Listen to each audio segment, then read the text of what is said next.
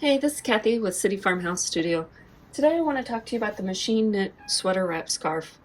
This awesome scarf is quick and easy to make and very versatile to either dress up or dress down, a perfect addition to your wardrobe. For this pattern, I did use the Caron Simply Soft. I used a Heather's just because I liked the subtlety of the color shift within the yarn. It gave it a nice, softer appearance than the solid yarns. This is a 100% acrylic yarn, a category 4. For a 5-ounce, 141-gram ball, the Heather's has 250 yards, 228 meters, where a solid one is a 6-ounce ball, and it has 315 yards, 288 meters. So depending on whether you get a Heather or a solid color, might need to get a different amount of skeins. Now on Ravelry, they do say this as an 8 wraps per inch. I've got 9 wraps per inch, so it is classified more towards an Aran. To start out, we'll start on the tuck stitch for the body. A tuck stitch is just whenever you have a needle out in hold, and as you knit, it collects all the stitches and does not knit them. It just keeps building them up, and then on one row, it knits them all together. So you will need to have a machine that you can put into a hold position, the working needles. The LK150, it is this front lever up on the side. For other machines, you may have a couple other levers on the top that you need to use, so please be sure to look at your machine instructions to know which levers and buttons you need to push so you don't knit needles in hold position. Another thing to look at is the gauge between the stockinette sleeves and the tuck stitch body are different because, again, we're stacking up all those stitches on the tuck, so you don't get the same gauge. So be sure to have your tension dial set for tuck stitch patterning to meet the pattern gauge. So I'm starting off with waste yarn and ravel cord, and I'm going to e-wrap my stitches on. I prefer starting with waste yarn and a ravel cord just because I have this weight and it ensures that I will knit off my e-wrap and does not give me any hassles. I do know some people that just go ahead and start with the e-wrap and knit a few rows and then start with hanging your weights. If you know you can do that, good job. I can't. And then I make sure all of these wraps are behind the latches. Everything is set to where it will knit. So when the lever on the LK150, when this lever is pulled forward, you can see it's going to kind of scrape these needles back and push them into working position. So just a visual, if you can't remember which way is which, forward it'll push it into work. Row count is set to 0, my tension dial is good, my yarn is moving forward, not hooked, and the instructions say to knit 2 rows.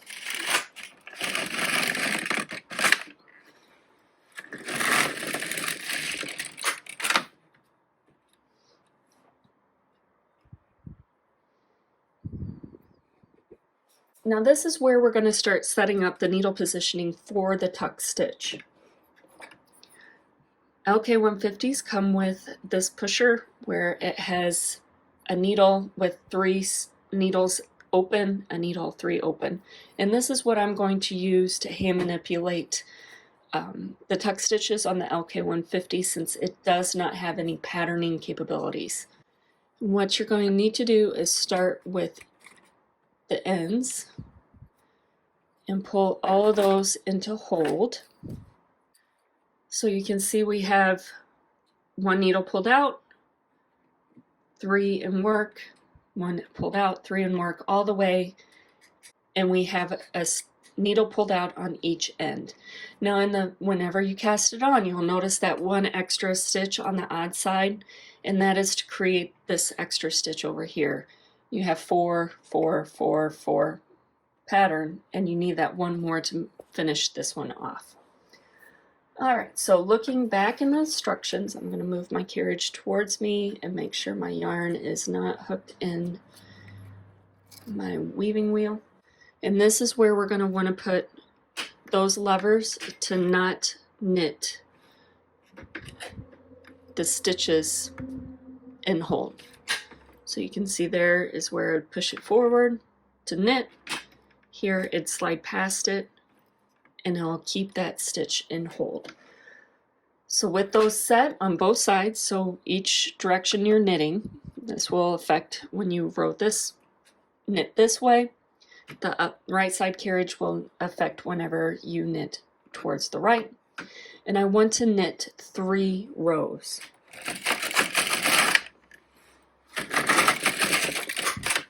And you can see it did not even loop over this one, and that is perfectly fine. It didn't loop over this one side on the first pass, and now it's going over it, and that is perfectly fine as well. And that is my 3rd pass.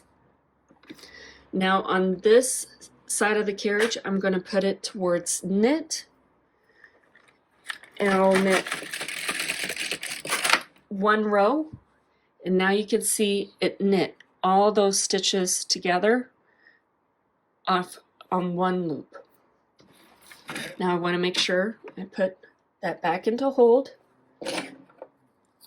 and instead of going from the same end stitches, I'm going to go skip 2 stitches and pull those needles out.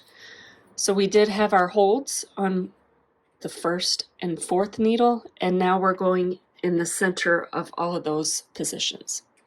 So it is staggering where all the tuck stitches will be as you progress up. So now that I have those pulled out into hold, I'll knit 3 stitches, 3 rows,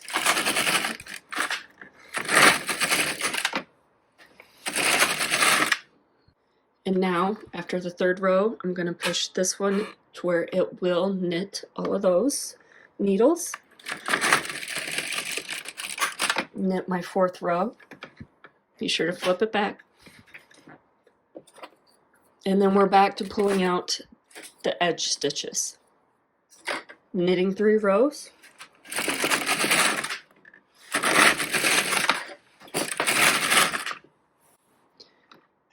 Fourth row, push that into where it'll knit the needles and hold. Don't forget to push that back. Now those were the edge, so now we're doing the thirds. Knit 3 rows.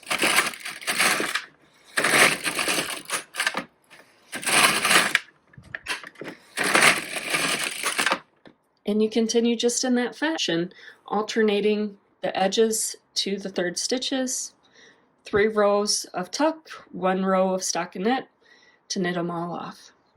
Once you have completed the rows required for your length and your pattern size, you'll go ahead and bind this off.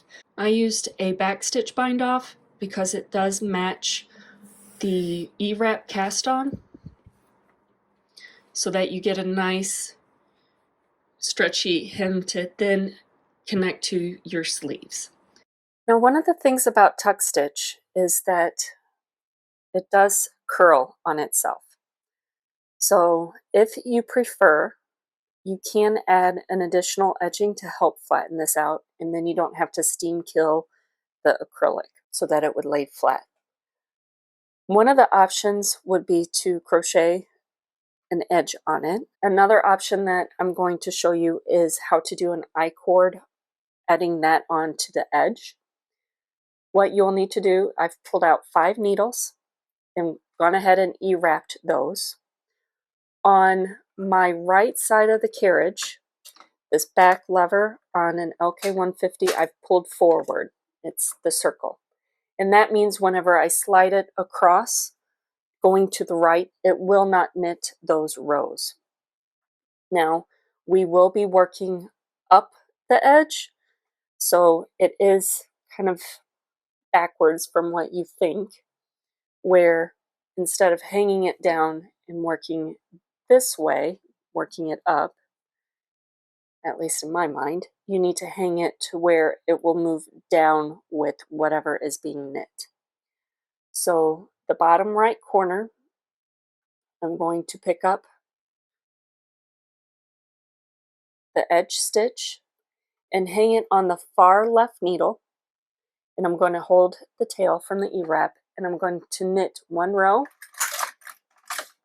and then whenever I knit back, since I have this back lever pulled forward so it won't knit, it's going to just move across the row of knitting, and the line of knit will be below.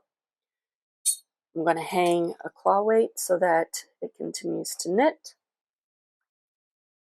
Now I'm going to pick up the next stitch up and hang that on and knit one row, but move it back to be on this side of the carriage or this side of the work. So there it's knit, all those 5 stitches, including that one we just hung, and we're pulling it back and it does not knit. Pick up the next stitch, hang that on, make sure the yarn is being fed up, and you continue just picking up that edge stitch.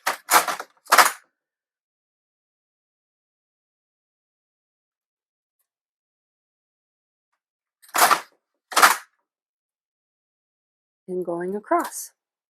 Now you can see where we had that tuck, it didn't knit all of those rows, why it's helping us keep the stockinette in line with the tuck gauge.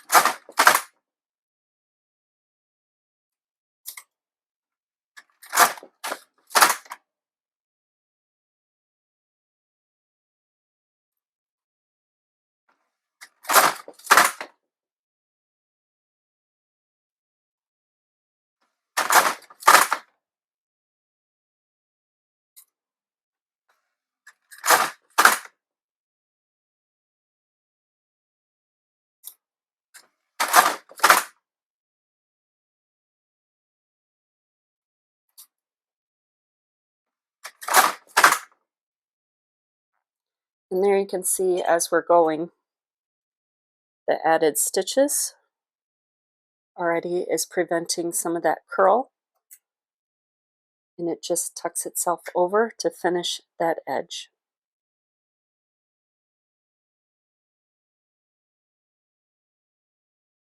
So you'll want to continue working up.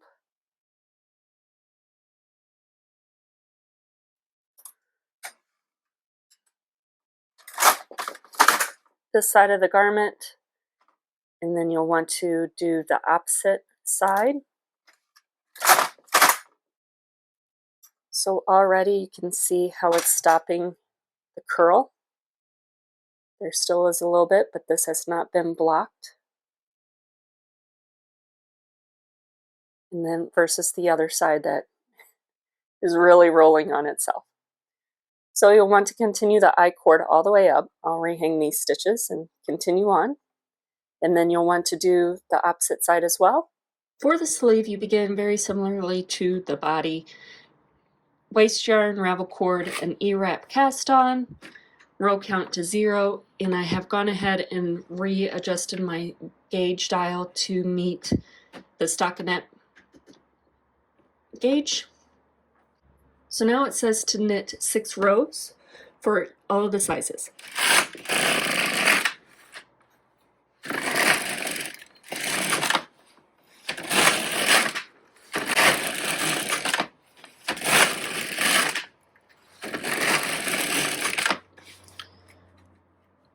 And this will become your cuff.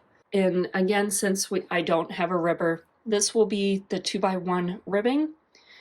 And we're going to start with the 3rd stitch in, and I'm going to drop that stitch, and I can see the stitch that includes the E-wrap nylon thread. That's where I'm going to put my latch tool. And then to make these knit stitches a purl, we'll relatch them up and place them back. I'm going to skip 2 stitches, drop. Can follow that down, place my latch tool in the stitch that has the nylon cord with it, and then latch these back up.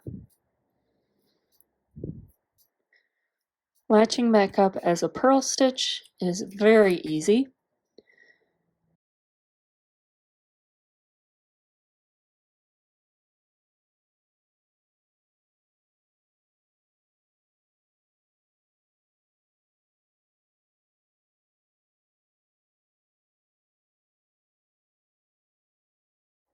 So once you finish transferring your cuff, the instructions tell you to knit a set number of rows. The smaller size is 6, the larger size are just 2.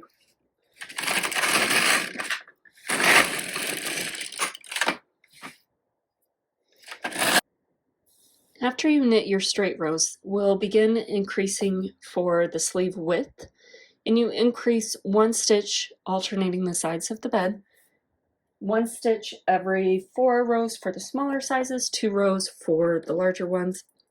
Go to the row below the stitch, below what is, so you have the stitch on your needle, that stitch below you want to pick up, place to the side. I'm going to pull that out all the way just to make sure it knits off. Knit my specified rows.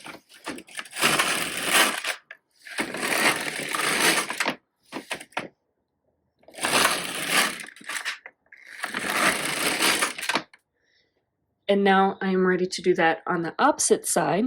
So again, the stitch that is on the needle, the stitch below it, I'm going to lift up and place to the outside and knit my rows.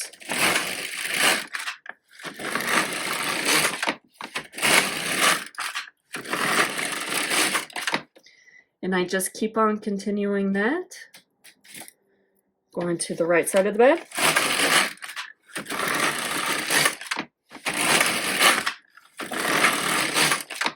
And then the left. I'm going to move up my weights just to ensure everything knits off.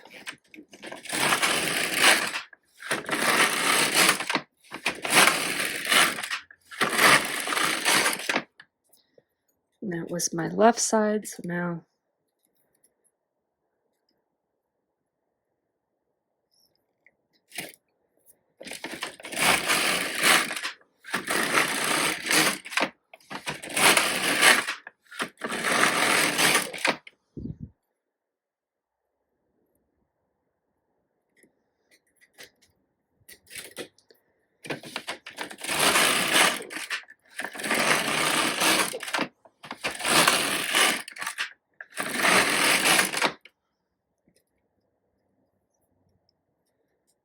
so you continue doing this, alternating the sides, and you can see we're gradually getting a nice taper increase. You continue working this until you have your set number of stitches that the pattern calls for, and then you will bind off. Again, I did the back stitch, and you'll go ahead and make 2 of these, and then seam your sleeve edges onto the short ends. And then once they have been attached, go ahead and seam your sleeves together to form those tubes. Now for the larger sizes, your body width is larger, it's thicker this way than what your sleeve width is. And that is because your arm diameter to what is covering the amount of your body are different. So to give you enough coverage around your chest and back, as the pattern sizes increase, the body width also increases but at a larger rate than what the sleeve diameter does. So when you seam, you can either gather and fit the body into your sleeve, or go ahead and have them offset and then just seam whatever is left over together to kind of form a little line. Only you, the wearer, will see it. Once it's wrapped, you will not see it. And there you have your machine knit sweater wrap scarf. I hope you've enjoyed this pattern as much as I have. Please be sure to like and subscribe so you never miss out on any other patterns from City Farmhouse Studio. Also, leave in the comment anything else you would be interested in seeing us on YouTube. Thanks again. Bye.